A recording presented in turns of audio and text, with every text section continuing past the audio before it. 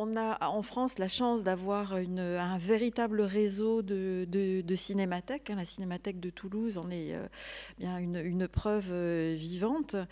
Et ça vient d'une longue tradition qu'on a oubliée, d'implantation en fait de lieux de distribution en fait des films sur l'ensemble du territoire, et également d'actions de collectionneurs, hein.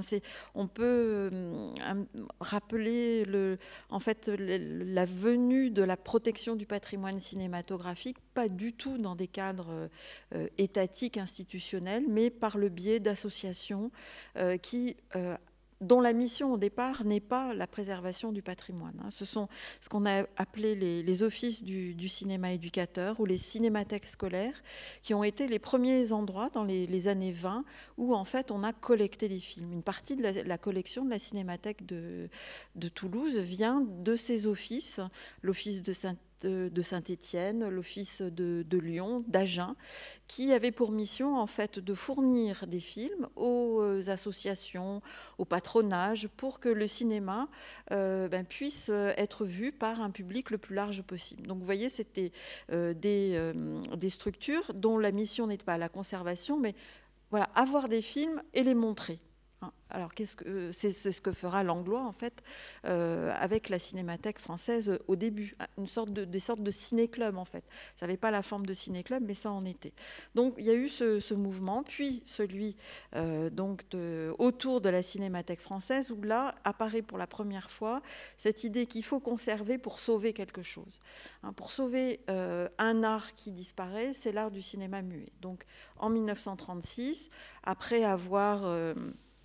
et avec Georges Franju, écumer les brocantes, les ferrailleurs pour récupérer les films qui étaient jetés en fait par les cinémas, par les distributeurs, par les producteurs eux-mêmes. Il y a la création donc de la Cinémathèque française qui va prendre de plus en plus d'importance et qui va très rapidement avoir des problèmes pour le stockage de ces films. Pendant la guerre, Langlois va disséminer la collection à travers toute la France. Il y aura un stock en Dordogne. Il en cachera également dans la Somme. Il y en a qui resteront cachés dans les sous-sols du palais de Chaillot. Donc une dispersion, si vous voulez, de la collection pour être sûr qu'elle sera sauvée et que les Allemands ne mettront pas la main dessus. Et après-guerre, donc il s'agit de reconstituer cette collection et de trouver un endroit où celle-ci pourrait être stockée de façon un petit peu stable. Alors, le problème qu'il y a avec les films, ces films-là, la sortie de la guerre, ce sont des films sur support nitrate. Alors, le nitrate, hein, c'est ce premier support qui a été utilisé pour fabriquer des films. C'est la partie translucide, souple, sur laquelle on couche l'émulsion photographique. Et c'est cette partie translucide qui était en nitrate de cellulose. Et la caractéristique du nitrate de cellulose, c'est qu'il s'enflamme. Alors quand vous y mettez le feu, mais aussi il peut s'enflammer tout seul quand il devient trop vieux. Et même puis exploser. Et voilà. Et j'allais dire, et en plus il peut exploser. Donc vous voyez, dangerosité. Pour rappel, l'incendie du bazar de la Charité, 1898, 160 morts et quelques, c'est à cause d'une caisse de film qui était sur un des stands de ce bazar. Il y a le projecteur, une étincelle du projecteur qui tombe dans la boîte et tout s'enflamme. Donc il y a une dangerosité. Donc bien évidemment, dès les années 1900-1910, on va dire il faut trouver une autre solution. On la trouve à partir de 1908. On sait fabriquer de la pellicule de sécurité et ça ne satisfait pas beaucoup les réalisateurs parce que le nitrate a une qualité quand même assez étonnante. C'est le mariage en fait avec l'émulsion photographique fait que l'image est vraiment magnifique. Donc en fait on va traîner pour interdire définitivement la fabrication, la projection des films nitrates en 1953. Et donc vous voyez toute la collection amassé par Henri Langlois, Georges Franju, Mitry et Harlay, était sur support nitrate. Donc il fallait en plus trouver un endroit. Voilà, vous ne pouviez pas mettre ça dans n'importe quelle cave, dans n'importe quel appartement. Il fallait un endroit quand même où, si jamais il y avait un accident, on ne mettait pas en péril la vie de très nombreuses personnes. Donc, a été choisi à peu près 25 km de Paris, une batterie qui appartenait à ce qu'on a appelé au moment de la Première Guerre mondiale le camp retranché. Cette ceinture de fortification, de forts qui a été érigée après la guerre de 1870 pour protéger Paris et Versailles. Puisque les fortifications de 1840 s'étaient avérées en 70 inutiles puisque les Prussiens étaient arrivés jusqu'à Paris. Donc on s'est dit, on va construire quelque chose plus en amont pour pouvoir les arrêter avant qu'ils arrivent dans Paris. Et puis, les progrès de l'artillerie aidant, vous savez que la Grosse Bertha, à 100 km de Paris, a atteint le cœur de la capitale, puisque Saint-Gervais a été atteint par un obus. Enfin, voilà. Donc, ces forts n'ont servi à rien en termes militaires. Et après la Seconde Guerre mondiale, donc, on s'est dit, voilà, on est à un endroit qui est à l'extérieur de Paris, en pleine campagne, et s'il y a le feu, là, dans une casemate, un souterrain, c'est pas trop grave. Donc, en fait, la Cinémathèque a investi cet endroit pour y entreposer donc ces collections tout à fait précieuses. Alors la Cinémathèque, donc l'État va mettre à disposition via le ministère de l'Instruction publique et des Beaux-Arts, puisqu'il n'y a pas encore de ministère de la Culture, va mettre à disposition ce fort qui est démilitarisé et avec pour mission de faire cet entretien des films, de les montrer, mais aussi de mettre vraiment en place une politique de conservation. Et il y a une aide, une petite subvention qui est donnée pour ça, et puis ponctuellement de l'argent également qui va être dégagé pour acheter des collections. Par exemple, une collection très importante qui était la collection du collectionneur Will Day, qui était un Anglais, qui était un des premiers, enfin très certainement le premier collectionneur de l'histoire du cinéma, que Langlois va visiter et va acheter cette collection qui permet d'avoir des appareils, des films qui datent même d'avant 1895, puisque les photographes anglais, eux aussi, couraient, si vous voulez, après l'image animée et la mise en mouvement des images.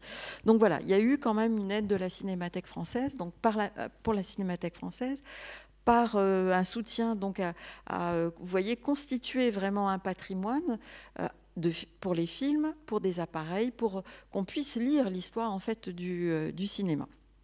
Et puis au moment de la création du ministère de la Culture en 1959, vous savez qu'André Malraux a mis en place, et pour la première fois depuis, on va dire, le milieu du 19e siècle, une tentative de politique raisonnée du patrimoine, avec par exemple la création de l'inventaire général. Vous savez, dans chaque département, il y avait un service de l'inventaire général qui fait la liste en fait du patrimoine dans chaque département. Alors que ce soit du patrimoine vernaculaire, que ce soit dans les églises, les tabernacles, les chasses, les tableaux, les sculptures, un lavoir, un îlot d'habitat populaire caractéristique d'une activité. Voilà, on fait dans chaque département la liste de ce qu'il y a intéressant pour le patrimoine national. Et l'idée de Malraux, c'était que on fasse la même chose pour le cinéma. Donc vous voyez, il va demander à la Cinémathèque française en fait de faire cet inventaire. Qu'est-ce qu'il y a dans le fort de Bois d'Arcy ? Quelles sont les collections de la Cinémathèque ? Dans quel état est cette collection ? C'est la première fois, si vous voulez, qu'on va associer le cinéma à une politique culturelle.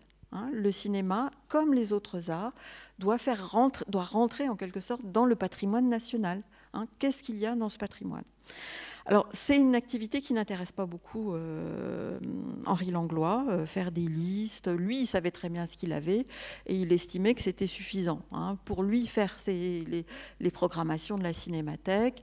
Voilà, donc il avait organisé un petit peu fait organiser les collections à Bois d'Arcy, mais ce n'était pas une activité qui lui semblait essentielle en fait pour l'œuvre qu'il construisait de valorisation de l'histoire du cinéma. Oui, tout à fait, mais il y avait peut-être aussi un peu de crainte parce que les constitutions des collections de films se faisaient à l'époque contre les distributeurs, contre les producteurs et contre tout Alors ça se faisait parfois contre, mais parfois aussi dans le désintérêt total des distributeurs et des producteurs. Hein, le cinéma n'est pas comment dire. Le monde du cinéma, c'est ce que disait très bien Malraux, hein, et en plus, d'abord c'est une industrie. Hein, et la conservation du patrimoine est quelque chose qui arrive justement très tardivement. Dans les années 10, les producteurs eux-mêmes organisent des autodafés pour détruire leurs vieux films, pour éviter qu'ils soient distribués dans les salles. Pour créer de la nouvelle demande. Voilà, hein, aujourd'hui, ce qu'on appelle les films frais, il faut faire de la place sur les écrans pour les films frais. Vous voyez, c'est toujours le même discours, et ce, depuis les années 10. Donc, les vieux films, voilà, on n'en a pas besoin. Donc, il n'y a pas, si vous voulez, de conscience, sauf par exemple chez Gaumont, où dès 1920, il y a ce qu'ils appellent une cinémathèque Gaumont. Donc là aussi, dans un fort là, à Aubervilliers, on classe les négatifs des films Gaumont et ils sont protégés dans ces casemates. Mais c'est très rare. Et effectivement, le travail en fait de la Cinémathèque, de la collecte que faisait Langlois, n'a pas gêné tant que ça les producteurs, les distributeurs. Après, il y avait ce qu'il en faisait. Effectivement, le fait qu'il montre des films, qu'il aille les montrer aux États-Unis, ça, c'était plus gênant. Aussi, c'était une façon de mettre... Qu'il fasse aussi des tirages, etc. Après, voilà. Parce que, voilà, c'est vrai que maintenant, tout est très transparent. Les cinémathèques ont aussi plaisir de dire qu'ils conservent tel ou tel chef-d'œuvre ou tel film. Donc on est vraiment à la recherche d'une visibilité aussi par rapport au titre et au nombre de copies conservées, tandis que jusqu'à il y a 15 ans, 20 ans, c'était l'opacité totale, c'était le secret, c'était on entretenait c'était la différence entre un service et une collection. Hein, c'était vraiment des collectionneurs donc, qui veillaient sur leur collection. En plus, il y avait un attachement, c'était la collection d'Henri Langlois. Il y avait quelque chose de très personnel. Aujourd'hui, nous qui gérons ces collections après, on n'a pas cet attachement physique. On est attaché au travail que l'on fait, mais on n'a pas ce rapport, j'allais dire, charnel entre les objets que l'on nous confie et notre existence. Là, il y avait une osmose entre, effectivement, la collection et l'individu. Et c'est ce qu'a en quelque sorte brisé effectivement la demande du ministère, donc de faire ces inventaires, de rendre effectivement transparent les restaurations, puisque le ministère donnait de l'argent à la Cinémathèque française pour faire des restaurations, et ces restaurations on les voyait jamais, et on ne savait pas où elles étaient. Donc, petit à petit, au fil des ans, si vous voulez, il y a eu une crispation qui s'est faite autour de ces questions. Hein, que devient l'argent de l'État dans cette politique? Et les collections à Bois d'Arcy, elles étaient dans leur casemate et on n'avait pas d'inventaire, les conditions de conservation n'étaient pas bonnes, et donc petit à petit il y a eu une volonté du ministère de la Culture, si vous voulez, de prendre un peu la main sur effectivement ces sujets-là. D'où ce que l'on a appelé en partie, hein, c'était pas qu'à cause de ces sujets-là, mais quand même ça a pris une place très importante, ce qu'on a appelé l'affaire Langlois, et le retrait d'Henri Langlois, la pétition internationale de 1968 pour qu'il revienne à la tête de la Cinémathèque française, la grande manifestation de février également, place du Trocadéro, qui a été une sorte, dit-on, de répétition de 1968 dans sa violence, dans la façon dont effectivement les gens se sont rassemblés et ont manifesté. Et si vous voulez, face à l'ampleur prise par le sujet, vous voyez, au départ, on va dire, c'est juste une petite question de conservateur. Ça devient une question quasiment de relations internationales, puisque voilà, le ministère reçoit des plaintes du monde entier sur sa politique patrimoniale, en fait, hein, ce qui est quand même à l'encontre de l'intention d'origine. Donc, André Malraux va prendre la décision de laisser tomber en quelque sorte le sujet de la Cinémathèque française et de créer un service qui, au sein de l'État, prendrait en charge donc ces missions de collecte et de conservation du patrimoine cinématographique. Et c'est comme ça qu'en fait, au printemps 68, est créé le service des archives du film, aussi à Bois d'Arcy, dans le même lieu. Donc il va y avoir une sorte de chassé-croisé dans cet espace où les collections de la Cinémathèque française vont partir et où tous les gens qui n'avaient pas confié leur film à Henri Langlois vont venir déposer des collections de films nitrates, mais pas que. Les laboratoires, par exemple.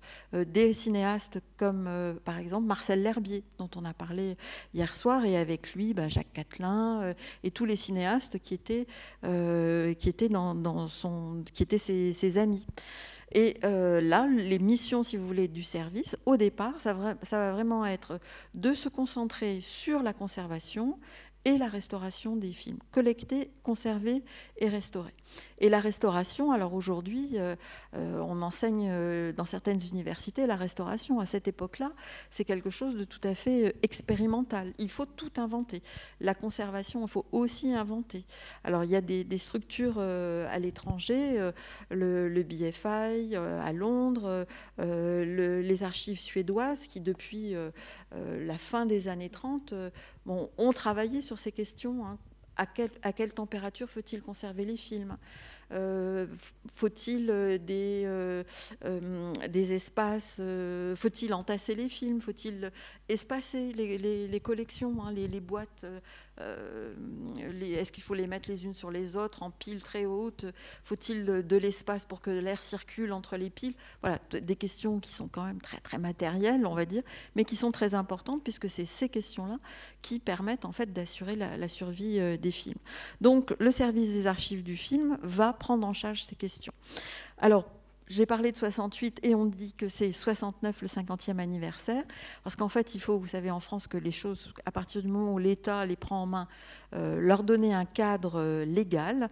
Et ce cadre, il va être donné grâce à un décret de juin 1969 qui va étendre en fait les missions du Centre national de la cinématographie à la conservation du patrimoine. Jusque-là, le CNC avait deux missions, la régulation du cinéma et son financement, et à partir de 69, il y en a une troisième qui arrive, c'est donc cette mission autour du patrimoine cinématographique. Alors depuis, il y en a eu beaucoup d'autres, hein, puisque le CNC s'occupe de la télévision, s'occupe des jeux vidéo, s'occupe des industries techniques, s'occupe de la création sur Internet. Donc au fil de l'évolution en fait, du paysage, ce qu'on appelle le paysage audiovisuel, le CNC s'est investi dans ces différentes missions.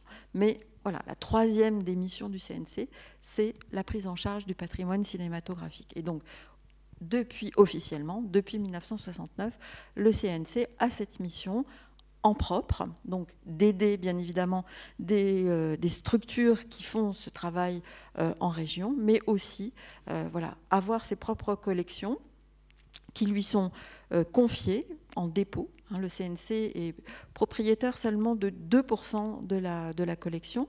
Le reste appartient donc à des ayants droit. Ça peut être des institutions, par exemple les archives nationales, des ministères, mais ce sont aussi des producteurs. Nous conservons toutes les collections originelles de Gaumont, de Pathé, de grands producteurs aussi des années 60, comme les collections Argos, par exemple, ou les collections des films de Judy, les productions de Pierre Brandberger. Voilà, vous voyez, des films qui viennent de tous les horizons, alors qui viennent de France, mais qui viennent aussi de l'étranger, puisque les laboratoires nous ont confié les films qu'ils stockaient, puisque le site de Bois d'Arcy est le seul aujourd'hui en France à avoir le droit, l'autorisation de conserver les films donc sur support nitrate. Donc aujourd'hui, nous avons quelques 233 000 boîtes encore de films nitrate conservées à Bois d'Arcy. Et parmi ces boîtes, il y a des films qui avaient été envoyés en France, par exemple, dans les années 20 ou les années 30, pour être exploités en France, des films américains, des films italiens. Et comme ça, nous nous retrouvons avec des films qu'on ne retrouve plus dans leur pays d'origine. Nous avons des films américains qui ont disparu du territoire et des archives américaines grâce en fait à ce circuit. On a envoyé dans les laboratoires français pour le tirage de copies, pour l'exploitation en salle. Les laboratoires nous ont confié ces éléments de tirage et nous les avons dans nos magasins. Et effectivement, maintenant, avec la transparence entre archives et avec, grâce aux relations qui se construisent entre les archives via la Fédération internationale des archives du film, et il y a beaucoup de circulation et de l'information, et donc on peut arriver à faire des restaurations. Auparavant, on faisait des restaurations juste en regardant parfois à niveau de territoire national. Et maintenant, on élargit à l'international et on examine les éléments de toutes les archives qui en conservent pour déterminer quel est l'élément le meilleur. Justement, cette idée de faire face à des problèmes qui se posent ou à des urgences a une incidence sur les missions qu'on se donne. Donc, par exemple, le nitrate imposait la nécessité de le conserver dans certaines conditions. On s'est donc donné cette mission et on s'est donné aussi les outils pour le faire. Bien sûr. Donc, bien évidemment, le nitrate, qui est un matériau très, très instable et qui est destiné à la décomposition au fil des ans, a posé cette question au CNC. À un moment donné, il y a eu un plan nitrate. Le CNC a pris au bras le corps le problème du nitrate qui dépérissait parce que les années passaient et donc les films vieillissaient. Et donc, il y a eu justement une campagne très, très importante. Alors, la prise en charge du nitrate, d'abord, c'est concevoir des bâtiments spécifiquement. Le fort de Bois d'Arcy a été équipé, on va dire, avec des bâtiments spéciaux pour la construction, pour la conservation des films.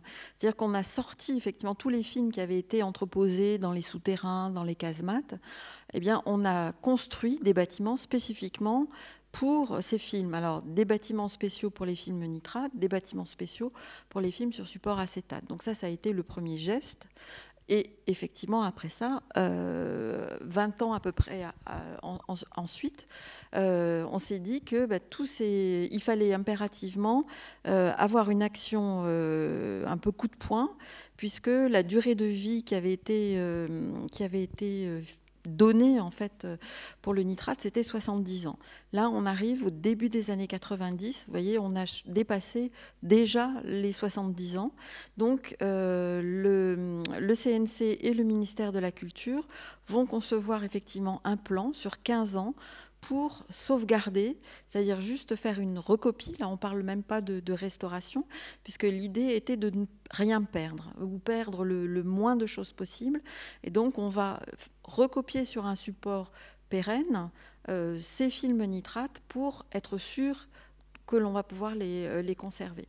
Et donc, c'est Michèle Aubert, la conservatrice, qui arrive à la direction du service en décembre 89, novembre-décembre 89, qui va mettre en place ce plan. Elle va le concevoir de façon tout à fait rationnelle. Comme dit Francesca, il va s'agir de regarder pour chaque film qu'est-ce qu'on a comme matériel, quel est l'état physique, déterminer des urgences, regarder quels sont les films uniques, privilégier les films uniques et privilégier ceux qui sont vraiment en souffrance. Et à partir de ces priorités, on va effectivement, pendant 15 ans, faire ces sauvegardes et qui ont permis effectivement de sauver quelques 15 000 films. Mais c'est aussi l'idée de ne pas jeter ce qui peut être encore conservé. C'est comme ça que nous avons encore 233 000 boîtes de films nitrates. Et ce choix est un vrai choix de politique culturelle. Ce choix n'a pas été fait en Allemagne, n'a pas été fait au Danemark, n'a pas été fait en Norvège, où on s'est dit, voilà, on a fait la sauvegarde des films nitrates, on ne va pas s'encombrer de ces boîtes dangereuses, on ne va pas construire des bâtiments spécifiquement pour ces films-là, on va les détruire, puisqu'on a des sauvegardes. Alors, ce qui fait qu'aujourd'hui, nous avons la possibilité de repartir de ces négatifs nitrates. En ce moment, on est en train de préparer, avec l'Institut Lumière, la restauration en numérique de 140 négatifs lumière. Dans d'autres pays, on ne peut pas le faire. Alors ça si vous voulez, ça a un coût, hein, parce que les locaux que nous avons construits pour conserver le nitrate, eh bien, il faut les climatiser, il faut déshumidifier l'air, il faut les surveiller. Là, quand ils ont été construits, on avait utilisé de l'amiante. Alors, il a fallu les désamianter. Donc, c'est un coût énergétique, c'est un coût en travaux qui nous permet aujourd'hui de pouvoir repartir de ces supports d'origine. Alors le plan nitrate, ça a été formidable parce que effectivement, on a pu sauver des films qui devaient être jetés. Mais ça a été aussi cette prise de conscience qu'il est absolument fondamental de faire tout le possible pour conserver des originaux jusqu'au bout. On ne les jette que quand on peut vraiment rien faire d'autre, en fait. Et donc ça, c'est vraiment une politique culturelle qui a été conçue par le ministère et par le CNC autour de ces films anciens. Et quelle que soit la nature du film, ça concerne aussi bien Les Enfants du Paradis que ça concerne aussi les films scientifiques que nous allons voir tout à l'heure. Ça concerne les premiers films publicitaires des années 10 et des années 20, les premiers dessins animés de l'histoire du cinéma. Tout type de film a le même traitement, en fait. Et c'est ça aussi un petit peu la politique, si vous voulez, du CNC par rapport à ces films, c'est qu'il n'y a pas de hiérarchie. Ce n'est pas parce que c'est un film qui a été réalisé par Julien Duvivier qu'on va en prendre plus qu'un un film scientifique ou une publicité. Ce qui fait que les collections sont appréhendables par tout type de public, par un public de cinéphiles, mais ça peut être aussi par des scientifiques qui vont travailler sur la façon dont on a représenté le laboratoire. Pendant 3 ans, on a accueilli un chercheur qui travaillait sur l'évolution des techniques agraires en France. Et il faisait ce travail à travers le cinéma. Alors, c'était un outil de plus de sa recherche. Et c'est parce que, justement, on avait pu sauvegarder ces films très nombreux qui ont filmé les campagnes françaises depuis 1900, hein, même avant, depuis les films Lumière, hein, puisqu'il y a plusieurs films Lumière où l'on voit justement le travail des champs. Voilà, vous voyez les différentes façons dont on a d'aborder les collections, et parce qu'il n'y a pas eu de choix esthétiques qui ont été faits, ce sont des choix, on va dire, matériels, des choix physiques qui ont été faits pour la sauvegarde de ce patrimoine. Et en réalité, la question de la valorisation au CNC va arriver à ce moment-là. Va arriver. Voilà. Tout à fait.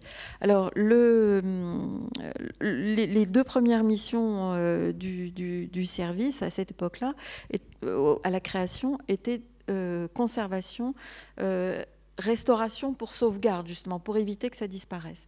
Et à partir donc de 1990, à partir de la mise en place de ce plan, il va y avoir un tel investissement, si vous voulez, de l'État, que on s'est dit qu'il y avait besoin quand même d'une contrepartie. Hein, je vous ai dit que les films n'appartenaient pas physiquement au CNC et leur exploitation n'appartient pas non plus au CNC. Le CNC n'est pas ayant droit, ne peut pas exploiter dans les salles, éditer un DVD, etc. C'est pas nos missions. Et nous ne pouvons pas le faire puisque nous n'avons pas les droits des films. Donc on a fait tout ce travail pour les ayants droit. Et donc il y a des accords qui ont été passés avec les ayants droit, dont on prenait en charge les films pour que justement il puisse y avoir une politique de valorisation des collections qui soit faite par le CNC afin de permettre à l'ayant droit de faire son travail, hein, de ramener les films en salle, de les ressortir, d'éditer des DVD, et en même temps au CNC de pouvoir montrer dans les cinémathèques, dans les festivals, les films, sans qu'il y ait justement ces heures dont parlait Francesca, où l'ayant droit se sentait floué, en fait, hein, de voir son patrimoine exploité pas par lui. Donc ce travail de conventionnement qu'ont mené mes collègues à partir du début des années 90 avec les ayants droit, les grands catalogues. Par exemple, il y a eu un accord assez important avec Pathé au moment du centenaire du cinéma, en 1995, qui a permis aussi la grande exposition à Beaubourg consacrée à Pathé. Voilà, la signature de cette convention a permis la restauration d'une grande partie des négatifs originaux Pathé et la valorisation de ce catalogue. Donc Pathé a pu faire ce travail son travail sur son patrimoine, mais le CNC a pu aussi faire circuler beaucoup de films Pathé. Je crois que Madame avait une question.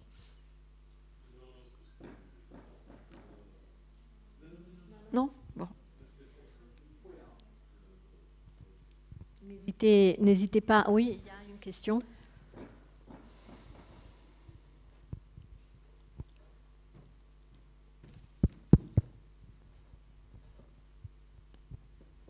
Merci, bonsoir. Merci pour votre exposé très didactique et passionnant. Une question revient, comment dirais-je, assez souvent chez les cinéphiles, à savoir qu'arrive-t-il, disons, du film phare français de Abel Gans, Napoléon. La Rouge, je viens de savoir que ça a été restauré. Le CNC comment dirais-je, il est en chantier la restauration avec la Cinémathèque depuis 14 ans maintenant. Pas 14, 13 et demi, quand même. 13 et demi, avec Georges Maurier. Ouais. Et comment dirais-je, bon, il est édité par la BIFI, c'est quand même dommage qu'un monument du cinéma français, peut-être le plus grand film de tous les temps, ne soit pas édité en France, et les intertitres évidemment sont en anglais. L'édition est superbe, mais enfin quand même, Abel Gans est français. Ça c'est la restauration, vous parlez de la restauration de Kevin Brownlow, qui est la dernière restauration qui a été faite sur le film. Donc effectivement, la restauration de Napoléon est en cours, elle va bien. Elle avance. Alors c'est effectivement un travail de longue haleine et c'est une question vraiment intéressante puisque ça nous permet justement de revenir sur ces problèmes de droit. C'est un film très long, un travail très important justement où il a fallu rassembler tout ce qu'on pouvait avoir sur Napoléon. La Cinémathèque française a fait venir des éléments justement de nombreuses archives à travers le monde pour avoir le maximum d'éléments à sa disposition, étant donné que, vous le savez, Abel Gans a charcuté son film depuis le départ. De son vivant, le film a certainement jamais été projeté 2 fois de la même façon. Il a même fait Bonaparte la Révolution à partir de certaines voilà, tout à fait, jusque dans les années 70. Des originaux du Napoléon. Donc la Cinémathèque de Toulouse a donné des boîtes de Rush, de Napoléon, de Bonaparte. Donc un film qui monte à la fin des années 70, il revient sur ce matériel, donc tourné à la fin des années 20. Donc c'est, si vous voulez, matériellement, il y a un chantier vraiment très, très important, puisqu'il faut arriver à déterminer quel est le film qu'on va restaurer. Puisque lui monte la première, ce qu'on appelle la version Apollo, qui fait 9 heures. Pour l'Opéra de Paris, quelques semaines après, il en fait une autre qui n'en fait plus que 6. Et puis après, il va y avoir la sortie du film en salle qui va en faire 4. Et puis après, il y a ces coupes. J'ai travaillé, moi, sur la restauration du triptyque de J'accuse de 56-57, où il insère dans le J'accuse des fragments du Napoléon, comme il insère également des fragments de la fin du monde. Donc le négatif original n'existe plus en fait, il a été découpé, fragmenté. Donc voilà, le matériel a été dispersé. Quelle version choisir pour faire la restauration? Donc voilà, un monstre. Et à ces problèmes-là adviennent des problèmes juridiques. Donc la Cinémathèque française, effectivement, a les droits sur le film en France. Mais les droits sur le film en dehors de la France appartiennent à M. Coppola, étant donné qu'il a acheté les droits du film au moment où il y a eu la restauration à la fin des années 80 du film, pour que Carmine Coppola fasse la musique du film. Donc, si vous voulez, il faut qu'il y ait pour qu'il y ait une exploitation de ce film en dehors du territoire français, il faut qu'il y ait une négociation en fait entre la Cinémathèque française et M. Coppola. Donc, voilà, ces deux problèmes se superposent, hein, des grandes difficultés matérielles, un coût bien évidemment très important. Le CNC a financé la restauration du film, mais pour un film, donc des rushs, il y en a des kilomètres. Hein, il avait conçu un montage de 9 heures, donc vous voyez, il y a au moins 9 heures de pellicule, plus une copie de 6 heures en Norvège, au Danemark, les 80 boîtes de la Cinémathèque de Toulouse, les copies en Super 8.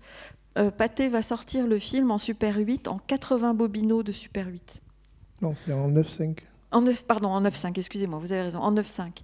Et par exemple, nous avons quelques éléments au CNC.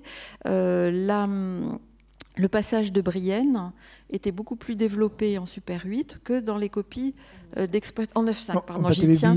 J'ai été marquée par le Super 8 de Caterina, c'est pour ça elle apparaît, donc c'est pour ça que je pense Super 8. En 9.5, voilà, donc vous voyez du matériel hétérogène qu'il faut arriver à faire marcher ensemble. Donc c'est une épreuve technique. Quel montage choisir aussi? Abel Gans, donc lui-même est revenu très souvent sur le film, a laissé une littérature très importante. Il y a, je sais pas, 15-20 plans de montage du film. Donc lequel choisir? Donc Georges Mourier a été confronté à toutes ces difficultés. Donc il avance. Je crois qu'il a montré l'année dernière, en mars dernier, une très belle séquence à l'occasion du festival de Toute la mémoire du monde. Voilà, donc il faut encore un peu de patience. Mais je voudrais savoir comment se fait-il qu'il existe cette magnifique édition en Blu-ray de la Bifi, le matériau. Oui, je vous dis, c'est la restauration qui a été faite par Kevin Brownlow à partir d'éléments de la Cinémathèque française. Avant, en France, il y avait eu une très belle restauration aussi de Bambi Ballard, oui, qui avait été faite avec Gans lui-même, que moi j'ai eu la chance de voir au début des années, à la fin des années 80, sur le parvis de la Défense. C'était quelque chose de vraiment formidable, qui était un très très beau film, mais qui ne restituait pas, si vous voulez, justement la version de 9 heures. Voilà. Donc il y a effectivement une très belle restauration faite par Kevin Brownlow, qui aussi, voilà, il doit y avoir, je crois, 20 minutes de plus que sur la version de Bambi Ballard. Oui. Là, l'objectif de Georges Maurier était de s'approcher au plus près, avec justement cette collecte d'un maximum d'éléments que peut-être Kevin Brownlow n'avait pas eu l'occasion de faire, de pouvoir être au plus près de cette voilà, de ce film, voilà, qui n'était peut-être malgré tout pas ce que au final Gans aurait voulu. Hein. Voilà, ça sera vraiment un état du film. Voilà, Abel Gans revu par Georges Maurier. Madame. Attendez le micro, s'il vous plaît. Je travaillais au laboratoire LTC de 1967. Oui, pardon. Oui, comme je travaillais au laboratoire LTC de 1967 à 2010, je me souvenais justement dans les années 80 de ce remontage. De Bambi Ballard. Oui, voilà. Et il y avait Nelly Kaplan qui avait dû être son assistante. Hein, qui était bien concernée, et puis oui, voilà, elle a... les gens de la Cinémathèque. Oui. Je me souviens plus d'un nom d'une personne que j'aimais beaucoup. Oui, Nelly Kaplan avait effectivement un peu, avait travaillé un petit peu avec Bambi Ballard. Je pense que ça n'avait pas été jusqu'au bout. Leur collaboration n'avait pas été jusqu'au bout, mais effectivement, voilà, ça a été, je pense quand même, une très belle restitution déjà du film à ce moment-là. Et je pense que ça avait déjà été une entreprise physique d'importance. Oui, bien sûr, bien sûr. Et je suis d'accord avec vous. Effectivement, vous devez avoir des contre-types et des sons italiens de films italiens dont les négatifs sont peut-être, tout à fait. Ont peut-être disparu en Italie. Mais la collection du laboratoire LTC, effectivement, est la collection ancienne, est au CNC. Et c'est vrai que voilà, le laboratoire Éclair et le laboratoire GTC et le laboratoire LTC étaient les plus importants laboratoires où les distributeurs étrangers envoyaient en fait leurs films pour le tirage des copies étrangères. Américains, italiens et autres, bien sûr. Ce qui est très intéressant dans le cas français, moi je suis pas française, donc je peux le dire ouvertement et sans être accusée de nationalisme. Ce qui est très particulier en France, c'est cette volonté de l'État de justement recenser tout le patrimoine, le protéger complètement. En Italie, par exemple, il y a plusieurs cinémathèques, même très importantes. Il y en a une qui est aussi une cinémathèque, un organisme d'État, mais elles sont complètement dissociées, éloignées, elles ont du mal à travailler ensemble, elles ont du mal à mettre ensemble les choses. Et ce qui est bien présent en France et qui me semble aussi pionnier à niveau international, c'est cette volonté de recenser, connaître précisément. Donc, par exemple, l'inventaire national, qui est un autre grand plan qui s'étale sur plusieurs années, qui permet à l'État justement de savoir tout ce qu'il y a et tout ce qu'il y a à sauver. Et la base de données aussi que le CNC anime et qui est pour l'instant partagée par plusieurs cinémathèques et les laboratoires, mais qui va ensuite devenir aussi quelque chose d'encore plus partagé. C'est vrai, ça s'inscrit vraiment effectivement cette politique du ministère de la Culture et du CNC dans la lignée de ce que Malraux met en place au début des années 60. Alors on pourra reprocher effectivement à l'État français de s'être intéressé que tardivement au cinéma, puisque voilà, il s'implique, on va dire, qu'au début des années 60, d'une façon, on va dire, active. Avant, c'est voilà, une petite subvention qui est donnée à la Cinémathèque française, et Dieu sait si ça a été reproché, hein, cette non prise en compte. Mais une fois qu'il l'a fait vraiment complètement.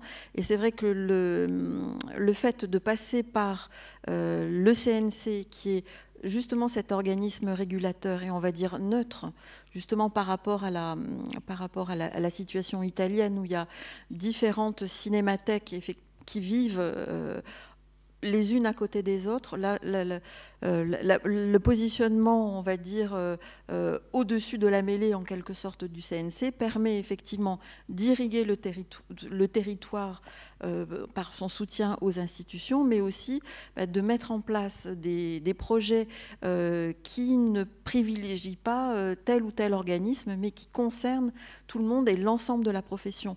Ce qui change aussi, c'est que le CNC est un organisme au service de la profession cinématographique. Je vous rappelle rapidement le mode de financement du CNC. Ce sont ce qu'on appelle des taxes affectées, c'est-à-dire que chaque fois que vous prenez un billet de cinéma, une partie du prix du billet revient au CNC. Le CNC prélève aussi des taxes sur les recettes publicitaires des chaînes de télévision. Les recettes des fournisseurs d'accès à Internet sont également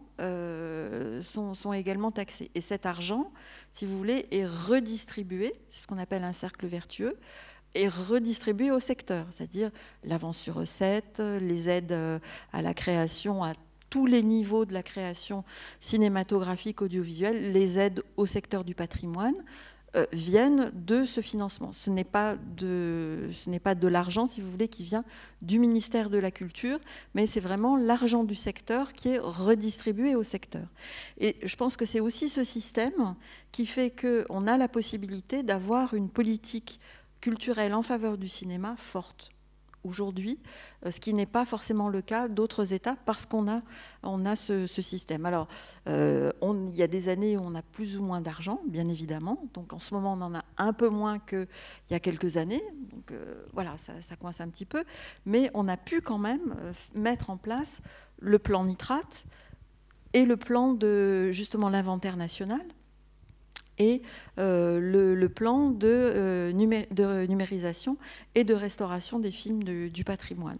Donc c'est vrai que ça permet effectivement d'avoir une politique vraiment active en faveur du patrimoine, comme des autres secteurs, comme la création. L'idée est que oui, on aide la création, et que cette création, elle ne peut se nourrir que des histoires du passé aussi. Et donc, c'est très important d'avoir le patrimoine à disposition pour que la création contemporaine se nourrisse aussi de ce cinéma du passé. Bonsoir, merci d'être là. Et j'ai deux questions déjà. Je voulais savoir, donc vous commencez à me parler là, avec votre réponse à la dernière question. Quel risque surtout vous voyez, si vous avez moyen d'en parler, pour le service vis-à-vis du changement de type de financement que l'État a dans plusieurs de ses investissements dans la société. Donc si vous voyez des risques, je ne sais pas si je me trompe, mais le directeur du CNC a changé récemment, c'est ça ?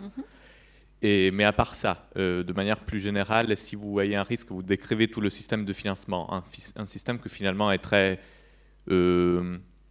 qui est très vertueux, ça c'est sûr, mais qui en même temps est très généreux, comme dans plusieurs autres manières d'envisager le rapport avec la société de l'État jusque-là. Est-ce que cette générosité, vous la voyez à risque dans le futur et sur quel axe? Surtout, est-ce que vous voyez est-ce que vous avez perçu des endroits d'investissement ou des endroits de récupération d'argent qui sont concrètement plus à risque que d'autres? Où pourrait arriver le changement? C'est ça un peu la question. Où pourrait arriver un changement dans ce que s'est fait jusque-là? Et après, une autre question qui est plus peut-être moins intéressante, mais vous, comment vous vous êtes rapproché, vu que c'est quand même c'est les 50 ans du patrimoine du CNC, mais c'est aussi vous qui êtes là. Vous, comment vous vous êtes rapproché à ce travail, au secteur, quoi, un peu, en gros, votre histoire personnelle, comment vous vous êtes rapproché au cinéma? Alors, je vais d'abord parler du CNC, je parlerai de moi après. Ça serait plus facile de faire l'inverse, mais bon, je vais... alors, des risques, je pense qu'il y a, en ce moment, vous avez tous entendu parler de Netflix, des plateformes, etc. Le secteur, effectivement, audiovisuel est en mutation. Bon, ce n'est pas la première mutation du secteur cinématographique et du secteur audiovisuel. Quand on s'intéresse un peu à l'histoire du cinéma, la crise du cinéma français, elle commence en 1908. Et elle ne s'est jamais terminée. Hein. Le cinéma français est en crise. Le documentaire, c'est la mort du documentaire. Si vous voulez, c'est quelque chose de récurrent. Voilà. Bon, et on est toujours là, et la production cinématographique française est une des 3 plus belles productions cinématographiques au monde en termes de quantité et en termes de qualité, certainement peut-être aussi. Donc voilà, je n'ai pas de crainte, si vous voulez, particulière.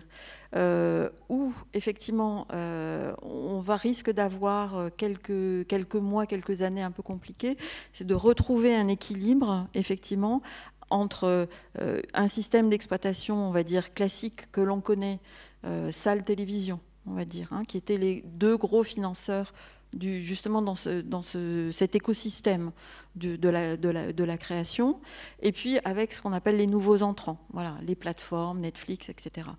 Ça a été un problème également dans les années 80 avec la télévision, avec la désertification des salles de cinéma. Les spectateurs n'allaient plus dans les salles. La télévision a pris beaucoup de place, et il a fallu trouver un autre rééquilibrage, si vous voulez, du financement. C'est pour ça que la télévision a été sollicitée pour financer la production cinématographique. L'idée, c'est que tout organisme, toute structure qui fait des bénéfices avec l'image animée contribue à sa création. Actuellement, oui, les recettes télévisuelles baissent. La situation de Canal+ est difficile. Les spectateurs vont en salle, en revanche. On a là les derniers chiffres, par exemple, du mois dernier. On est le 3e plus beau mois d'octobre de l'histoire du cinéma. Donc voilà, il y a mais voilà, il faut retrouver effectivement un équilibre, hein, de par le fait que effectivement la situation qu'on a connue depuis 30 ans est en train de changer.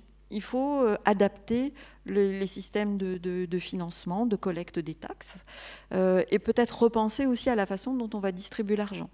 Hein.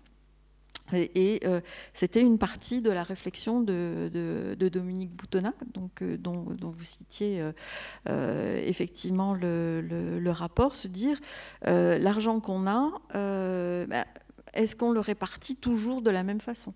Ou est-ce qu'on va aller aider plutôt des films plus difficiles que des films dont on sait qu'ils vont rapporter de l'argent? Ou là, peut-être mobiliser des capitaux privés qui pourront, en quelque sorte, récupérer leur mise.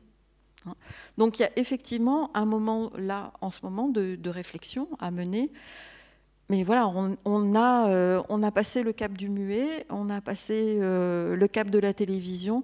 Je pense qu'on arrivera à passer le cap des plateformes, les plateformes numériques. Voilà. Oui, il y a eu depuis 2 ans, il y a un plan de restriction des aides du CNC sur l'audiovisuel. On va mettre en place un plan de restriction des aides sur le cinéma. Mais c'est encore 685 millions d'euros qui sont distribués au secteur l'année prochaine. Je pense qu'il n'y a pas beaucoup d'États au monde où voilà, on arrive à aider à la création de cette façon-là. Donc voilà, le système effectivement a besoin de voir où il en est et comment est-ce qu'il peut s'adapter. Mais voilà, je pense qu'on a connu déjà des bouleversements structurels aussi problématiques. Donc voilà, je pense qu'il faut faire et confiance au secteur et voilà, qui a prouvé voilà, qu'il arrivait à s'en tirer.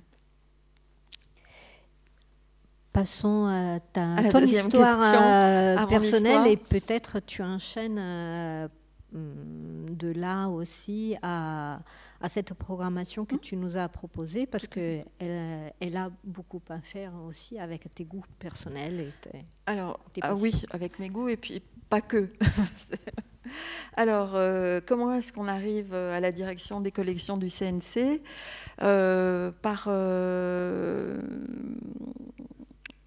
Alors, mon histoire personnelle, je suis arrivée au cinéma par hasard, hein, en quelque sorte, par goût et par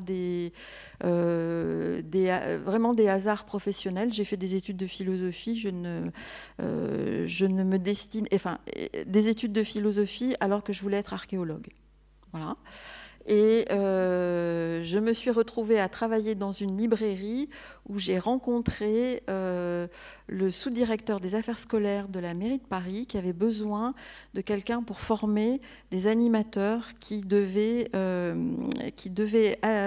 prendre en charge les bibliothèques qui allaient être installées dans les écoles. Et c'est comme ça que je suis arrivée à diriger la Cinémathèque de la ville de Paris. Voilà, donc vous voyez, c'est des parcours, puisque dans cette direction avait en charge la Cinémathèque de la ville de Paris, qui est une des plus vieilles cinémathèques créées en France en 1925. Et en fait, j'ai pas mis en place la formation des animateurs pour les bibliothèques de documentation dans les écoles, mais j'ai dirigé la Cinémathèque de la ville de Paris. Et ce travail m'a permis, au sein de cette institution qui était tournée vers l'utilisation des images animées et fixes pour les enfants et dans les milieux scolaires, j'ai dû appréhender l'histoire de cette institution, sa collection qui était conservée au CNC. Et c'est par cet intermédiaire, si vous voulez, j'ai été une usagée du CNC avant d'en être une responsable, en tout cas de la partie patrimoniale. Et voilà, je suis restée 16 ans à la direction de la Cinémathèque de la ville de Paris. Et quand Michel Aubert a pris sa retraite, on m'a proposé de prendre sa succession. Voilà. Et ce qui est formidable, c'est que je reviens à ce que je voulais faire dans la vie. Je fais de l'archéologie du cinéma aujourd'hui, j'en suis ravie. Voilà, la boucle est bouclée. J'ai commencé par la préhistoire et je suis dans la préhistoire du cinéma par moment. Voilà. Alors, la programmation. La programmation, c'est vrai que c'était quelque chose de vraiment complexe puisque, voilà, je vous ai parlé des 233 boîtes de bobines de film nitrate. Il y a 1 100 000 boîtes conservées au CNC. Il y a à peu près entre 110 et 120 000 films. Et l'action du CNC en faveur du patrimoine, c'est voilà, cette conservation, cette restauration, tout ce dont on a parlé, mais c'est aussi, depuis 2012, l'aide à la numérisation et à la restauration des œuvres. 1100 films ont été concernés par cette aide, 66 millions d'euros. Donc vous voyez que j'avais le choix, hein, au milieu de tout ça, et il fallait que j'en sorte 4. 4 séances. 4 séances, voilà. Donc, il fallait que ces 4 séances soient représentatives, si vous voulez, de tout cet ensemble. Donc, effectivement, j'ai choisi la Galerie des Monstres, en hommage à Marcel L'Herbier, qui a été un des premiers producteurs, réalisateurs, déposants, utilisateurs du service des archives du film. Film La Galerie des Monstres, produit par Marcel L'Herbier, et qui était un film qui avait été restauré au laboratoire du CNC déjà dans les années 80, en présence de Marcel L'Herbier, une copie qui était quasi invisible et que l'on a choisi de restaurer pour cet anniversaire. Donc voilà, c'était le premier choix. Ensuite, le CNC s'engage dans des restaurations que personne d'autre que lui ne pourrait faire, non pas en termes techniques, mais en termes financiers. Une restauration aujourd'hui, ça coûte une restauration d'un film ancien où il y a beaucoup d'heures d'étalonnage, de restauration, de palette graphique. Ça coûte entre 70 000 € et on peut monter. Je ne donnerai pas le chiffre du Napoléon, mais je ne le connais pas. Mais on passe dans une catégorie nettement supérieure. Certains films peuvent atteindre le 1 million d'euros en termes de restauration. Donc, le secteur privé ne peut pas investir dans des restaurations très coûteuses, très longues, s'il n'y a pas un minimum de rentabilité, si on ne peut pas retirer certaines recettes de bénéfices, se rembourser un peu de l'investissement qu'on a fait dans ces restaurations. Donc, nous avons fait le choix de restaurer en interne des films que personne ne pourrait restaurer pour ces raisons financières, si vous voulez. Et donc, on s'est engagé aux côtés de réalisateurs expérimentaux comme Maria Clonaris et Katerina Tomadaki depuis le début des années 2000. Et voilà, j'ai choisi donc la dernière restauration à Startic. Nous avons fait du film de Maria et Katerina parce que je pense que voilà, aucune autre structure n'aurait pu prendre en charge la restauration de ce film. Et cette fois, c'est bien du Super 8. Un film de 3 heures, donc ça veut dire 3 heures de scan, des heures et des heures d'étalonnage, de restauration. Pour un film entièrement muet. Pour un film entièrement muet, donc qui, vous voyez, a un potentiel économique égal, je suis désolée Katerina, mais à 0. Bon, mais c'est un pan de l'histoire du cinéma. Le cinéma expérimental, c'est quelque chose d'important. Il concerne une niche de public, mais cette niche irrigue d'autres types de réseaux. Tout comme les films scientifiques que vous allez voir tout à l'heure, c'est pareil. Ça a été très important dans l'histoire du cinéma, étant donné que pour réaliser ces films scientifiques, on a dû développer des outils techniques, des caméras qui permettaient d'aller filmer à l'intérieur des cellules, etc., qui ont été réappropriés après ça dans la production cinématographique classique. Mais le potentiel des films médicaux de Jean Commandon, c'est égal à 0. Si le CNC ne prend pas en charge la restauration de ces films, ce sont des films qui sont voués à disparaître et leur disparition fait que l'on ne comprendra pas non plus tard comment est-ce qu'on est arrivé à penser telle caméra, comment tel réalisateur a eu l'idée de faire tel film, tel type de plan, si on n'a pas voilà, ce background qui la nourrit, alors directement ou indirectement, parce que des gens dont il s'inspire ont été nourris avec ses œuvres. Donc c'est pour ça que c'est important, et je voulais effectivement marquer cet engagement, si vous voulez, du CNC, voilà, dans des cinémas que vous ne voyez effectivement que a priori dans les cinémathèques, ou parfois aussi dans des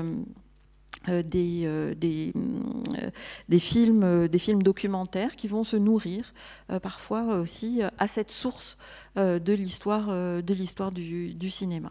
Et puis le quatrième film, Le Mystère Alexina, voilà, c'est un film justement qui est issu de ce plan de restauration, de numérisation et de restauration du patrimoine. C'est un film à une écriture beaucoup plus classique, d'un réalisateur français qu'on a un peu oublié, René Ferré, et je trouvais intéressant dans la perspective des 3 autres séances de voir ce film de René Ferré, puisqu'il a fallu trouver un fil conducteur voilà, à ces 4 séances, et comme le film est de Jacques Catelin et le film de Katerina travaillait voilà, le corps, on va dire dans tous ses états, voilà, j'ai choisi d'aller jusqu'au bout avec le film de René Ferré. Voilà, et voilà, à travers ces quatre programmes, de vous présenter les différents types d'actions du CNC en faveur du patrimoine et de traverser aussi différents genres cinématographiques voilà, qui doivent continuer à exister, à perdurer, et que les cinémathèques et les festivals permettre justement de vous transmettre. Et j'insiste sur l'importance effectivement des cinémathèques et des festivals qui permettent justement de valoriser tout ce travail que nous faisons en arrière-plan, qui n'est pas visible sans justement les cinémathèques, les festivals, quelques éditeurs aussi de DVD courageux qui s'approprient ces films et qui se battent voilà, pour que ces films existent aussi et soit disponible pour le plus grand nombre possible de spectateurs. Merci. Si vous n'avez plus de questions.